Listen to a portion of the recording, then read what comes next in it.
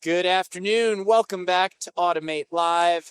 My name's Chris Luecke, host of Manufacturing Happy Hour. I'm joined by my co-host for this conversation, Nikki Gonzales. Hey. And we have Raymond Corp here for this discussion. We've got Brian Darling and Shawn Donahue, product manager and product marketing manager, respectively, for automation. And given your areas of expertise, I feel like this is the only appropriate first question.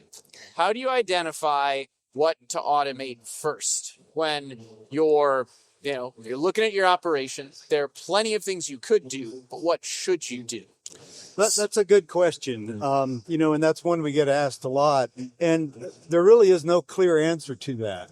Because one of the things we really try to preach is that you don't want to just dive into automation until you're ready for it.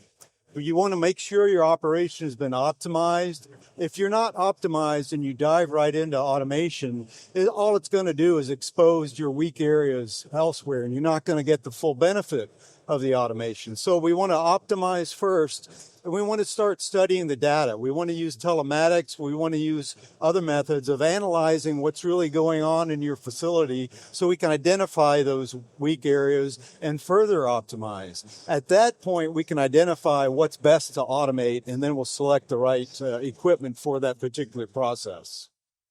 Shawn, what would you add? Yeah, I think that's really Raymond's philosophy, that whole optimize, connect, then automate. Because once you really dive into your operation and you have, a really lean process, and you're collecting data on it and you can really measure the ROI that you're going to get out of automation, then you can actually, determine, what's going to bring the most value to your operation. Yeah, automating a bad process, I've heard, is kind of like investing in a very, very expensive quality inspection system, because what it does is expose all of the problems in your process. Exactly. If you try to automate a bad process, it's not going to get you where you want to go. So I love that. Setting the groundwork for really understanding where you're going to get that ROI out of.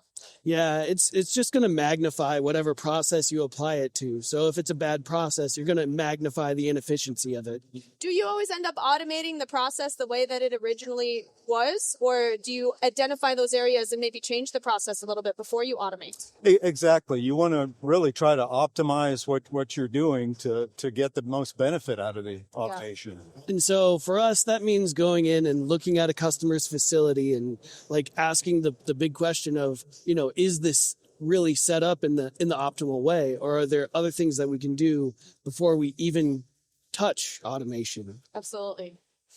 Paint the picture of what happens when an organization embraces automation. And this could be from a technology or productivity standpoint, or it could be from a culture and a human aspect. Well, from the human aspect is so critical with automation. From the standpoint that people hear about automation, robots, I'm going to lose my job. You can't view it that way. Automation is so important for keeping companies competitive, for keeping jobs. And it provides opportunities so that those people can do more value-added activity instead of simply moving product from A to B. Let the robots do that simple stuff. You do more complex stuff that we need your mind for. Let's utilize those people in higher value activities. So bringing the people along in the automation process is really critical, not from the standpoint of just buy-in, but also so they understand and can contribute to the implementation. Yeah, you really do need buy-in from the people that are working in the facilities that you're bringing automation to, because they can only help make it better, right? That's a big thing that we look to, is continuous improvement and, taking feedback from people who are on the ground, that they're like working alongside automation. So being open to that feedback, it only improves the end result. What are some of the biggest gains you've seen from your customers that have implemented automation in this right way, right? Is it attracting a better workforce, or producing more because they've become more competitive? Well, it's productivity, it's accuracy, less product damage. The automation is going to do the same thing, exactly the same every time. But until the point where your systems are optimized, where they are the same every time, that's where you'll fall down. But the gains, just in the productivity and accuracy and the savings you get from that are where we really see the benefits. Absolutely. In manufacturing and automation and the industrial world in general, we talk about the importance of having a talent ecosystem, a partner ecosystem. Let's dive into, let's say, partners in technology. How do you select the right partners? How do you select the right tech to ensure long-term success? Well, you have to, when you're picking the right partner, you got to pick somebody who's going to be there at the beginning and the middle. So at the beginning, when you're assessing the process, the middle, when you're implementing the whatever automation or whatever solution you're talking about, and is going to be there continuing on, giving training, helping your workforce become comfortable with the solution, and then helping to continue it to improve it as over time. You also have to find somebody who is aligned with your business objectives. So, somebody who's going to take the time to really dig in and, help you achieve more, help you achieve that faster ROI. And then, when you're winning, they're winning as well. Yeah. Automation is definitely not one of those set it and forget it. I bought a machine. I'm going to turn it on now. It's going to run for the next 30 years. It's really a continuous process. It really is. Yes. And so you need that partnership to be long-term to really reap those benefits. And I assume also if they become more competitive, they start producing more, they start hiring more, they probably need more automation as they go and they grow their capacity, right? And we really view it as a consultancy opportunity. I mean, if someone's interested in automation, we're going to talk to you about it, but it may be that you're not ready for automation. And we're more than happy to sell you a traditional forklift to do what you need to do. I mean, that's our mainstay. We've been building forklifts for 100 years, but we also do automation and we're quite good at it. And we'd like to steer you in that direction. But if you're not ready, we'll work with you to get you to that point. Yep. Wherever you are in your automation journey. Yeah, I think that's really important too, because some companies, when they really only produce one thing, if they don't have that partnership mindset, that ecosystem mindset, and the long-term mindset, they may be willing to just sell you their tool for no matter whether it's the best fit for your problem or not. Exactly. And that typically results in these outcomes that actually don't work and gets people kind of a bad name for automation, right? Yeah. I like the path we're going down because you mentioned the comment that, hey, there are probably some steps you need to take. Maybe that's some consultancy in order to be ready for automation. But let's take it a step further as we get into some actionable advice here in this conversation. How does one get started with automation? Well, I mean, I think it's really going back to the very beginning of your operation and your process and like really asking the tough questions of, we've been doing this for years. Is this the right way to be doing this? And, really assessing your operation from back to front and looking to improve it. Once you're there, then there's, the next step is embracing technology. A lot of companies, they're not even there yet to the point where they want to adopt any kind of telematics solution or data collection. So just becoming familiar and embracing technology are some of the first two steps you can do. How do you get them to embrace that technology? I think that's probably the biggest action, right? Because we can talk,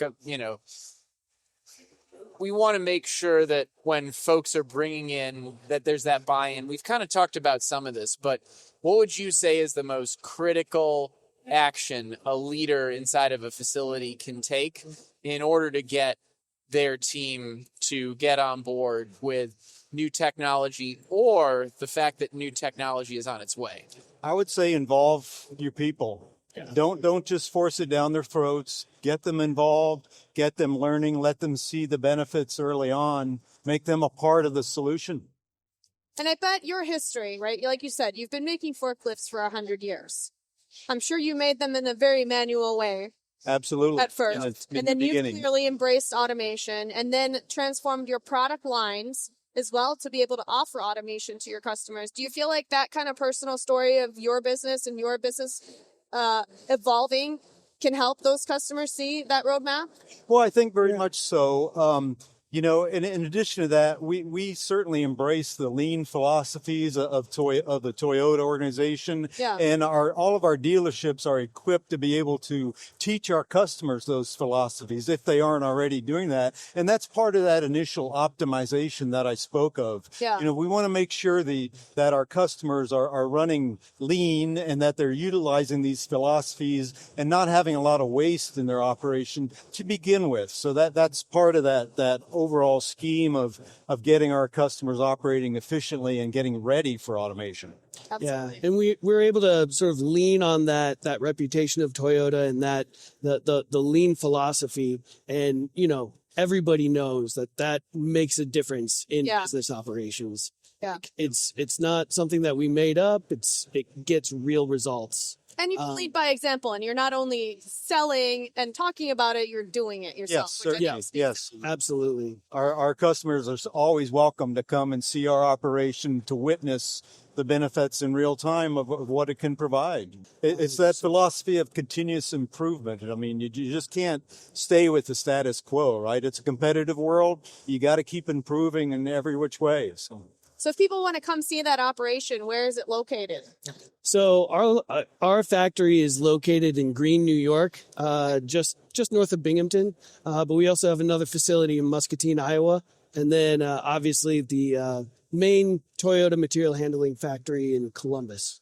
It's incredible because I think sometimes we talk about all these concepts and we see demos, but then seeing it in real life in a facility, I think can make a big difference in kind of bridging that gap between maybe owners that really haven't seen what the end result of something like this could be. Yes. Yeah. Speaking of the end result, you were talking about one of the first criteria being you want to see someone that's running lean. You're not looking to automate a bad process, and then you get into automation. What does it look like when you start to scale that automation strategy? Paint that picture as well. We talked about just getting started, but then what does the next step look like after that? Well, ideally, I'd say, a customer's introduced automation.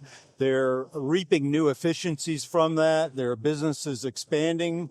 Now it's time to scale. So how do we do that? If we've already got a system in place, sometimes it's as simple as adding more automated vehicles to that same system, which is very easy to do within limits, of course. I mean, there are space constraints and all that you have to consider. Yeah. But additionally, you would look at other operations within that same facility of where you can also have additional automation and maybe some other form factor that may be required, just depending on what they're producing, what they're moving, how it needs to fit in.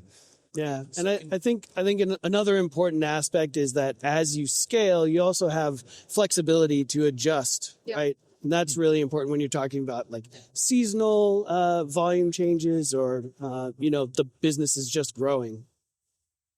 So as we wrap up, where's the best spot to connect with you, either here at the show or afterwards after the show wraps? Right. We are in booth 3641 here at Automate. And then you can also find us at raymondcorp.com. All right. Yeah. Excellent. Well, Brian, Shawn, appreciate having you both on this conversation. We'll be right back with more from Automate Live really soon.